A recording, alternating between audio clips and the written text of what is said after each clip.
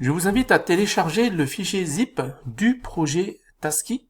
C'est un projet avec Node.js et React avec une base MongoDB.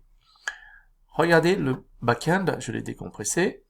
Pour l'instant, je n'ai pas fait de npm install, idem pour le front-end. Et il y a aussi une base MongoDB que vous ne verrez pas parce que ce n'est pas dans ce répertoire que se trouve la base de données MongoDB. Imaginons maintenant, qu'est-ce qui se passe si nous devions faire à la méthode traditionnelle sans les dockers. Sans le Docker Compose, comment ferait-on traditionnellement?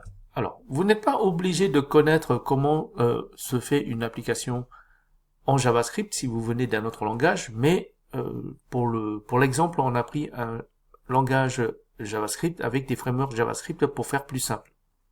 Pour commencer, on fait un git clone du projet. Vous avez plusieurs répertoires. Si c'est un monorepo, c'est un seul répertoire. Mais si vous avez le front, le back, il va falloir faire 2 git clones. Pour installer le répertoire, l'application front-end, on va faire un changement de répertoire sur le front-end et faire un npm install traditionnel pour installer toutes les dépendances. Ensuite, on va installer un terminal. On démarre un serveur Node.js, en général avec Vite.js, pour avoir le rafraîchissement automatique de notre navigateur. Lorsqu'on édite un fichier JavaScript et qu'on enregistre, notre navigateur est mis à jour automatiquement. Ça se fait en ouvrant un premier terminal, par exemple dans VS Code. Ensuite, il faut installer le backend. On va dans un second terminal qu'on ouvre dans VS Code et on va faire npm install sur le backend. Ok, la particularité avec le JavaScript, c'est que le front et le back, c'est à peu près pareil. Et on démarre le serveur Node.js. Mais il y a aussi la base de données. Donc, on télécharge, si on l'a pas fait, MongoDB, et ensuite, on doit l'installer et le démarrer, et créer un compte. Donc, ça fait beaucoup de choses. Eh bien, je peux vous dire qu'avec Docker, on n'a pas besoin de faire toutes ces étapes. Docker Compose, en une seule commande, peut faire toutes ces étapes. C'est pour ça que les développeurs aiment bien Docker. Outre le fait que ça permet à tous les développeurs d'avoir le même environnement, et on peut plus dire ça ne marche pas chez moi, le fait de pouvoir reproduire l'environnement du projet aussi simplement, c'est bien agréable.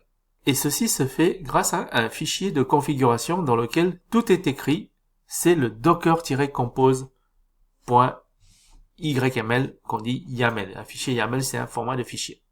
Ce fichier Docker Compose, je l'ouvre, il a cette tête-là et il se trouve dans le même répertoire que nos deux projets. On va le faire en une seule ligne. Je vais lancer ce projet. Regardez, il n'y a pas de node module, ça veut dire que le npm n'a pas été fait. Le npm install n'a pas été fait.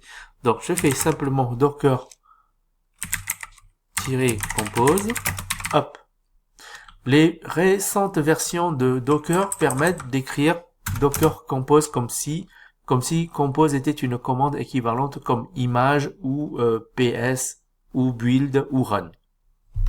Donc je tape Docker Compose App, je m'assure que je suis dans le même répertoire que le fichier Docker Compose. On n'a pas besoin de marquer le nom du fichier Docker Compose parce que par défaut, c'est celui-là que Docker prend.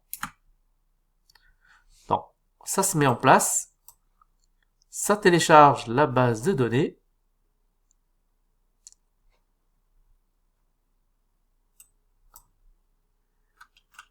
On voit que le backend a été installé et qu'on a démarré NodeMon, qui est le serveur du backend. Et pour le front, il est aussi disponible. Ça a été ultra rapide. Bon, c'est un petit projet, donc ça a été très rapide.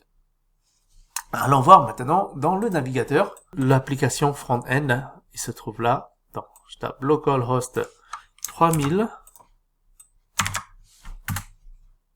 J'ai une application déjà. C'est une application de to-do. Rien d'impressionnant, mais on veut une application simple pour montrer cette Docker Compose.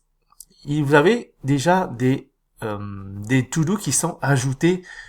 On a installé la base, mais elle est vide normalement. Donc elles sont actuellement, ces données existent dans la base de données parce qu'il y a eu un fichier de migration. Ok. Et je peux ajouter une nouvelle tâche, Docker, ok, et ça s'affiche ici, ok. Je rafraîchis la page, la donnée est toujours là, elle a changé de place, et je peux l'effacer, je rafraîchis, et je rafraîchis.